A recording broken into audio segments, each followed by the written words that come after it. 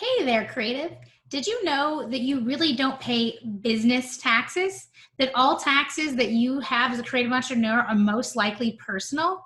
Today, I'm going to dive in and explain this to you so that you have a better understanding of what's going on at tax time. So let's go. So, regardless if you are a DBA, sole proprietor, single member LLC, multi member LLC, partnership, or even if you're an LLC filing taxes as an S corporation, all of these are known as flow through entities. That means that your net income, so that is your business income minus your business expenses, which equals your net income, flows through to your personal taxes. And that's where all the calculations are done once all of your income has been tabulated onto your personal tax return. So there's not really business tax. If you're a DBA, sole proprietor, or single member LLC, your business income is reported on a Schedule C that is attached to, literally like stapled to your 1040, which is your personal tax return. The Schedule C is basically a breakout of all of your business income, all of your business expenses, bringing you to the net income. And then that number flows over to a line on your 1040 for your personal tax return. If you are a multi-member LLC or a partnership, then you file a Form 1065, which is a partnership return. And this is actually due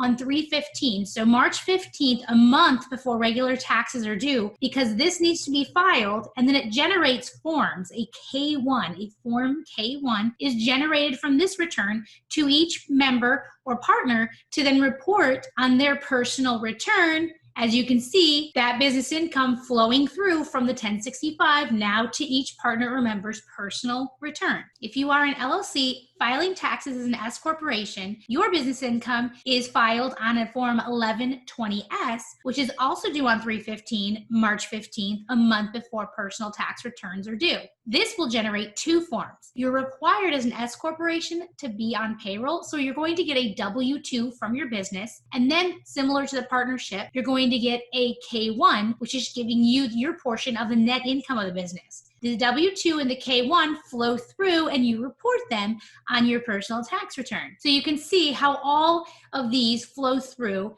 to your personal taxes. It's important to understand that your taxes are personal. So you should be making your payments, estimated payments, or payments for taxes due from personal funds, because that is what this is. You can pay it from your business income, but you have to remember that you take money from your business to pay a personal expense. It is known as an owner draw. I go through that in more detail in the video linked below called Paying Yourself from Your Creative Business. Remember, these are personal taxes based off income from your business, but there are no business taxes. If you are an LLC, you may have a franchise tax, which is paid to the state on a certain schedule and usually based off revenue for that LLC designation that you've applied for with your state. Other than that, there is no business tax. I talk more about estimated payments in a video linked below called Estimated Tax Payments for Creative Entrepreneurs.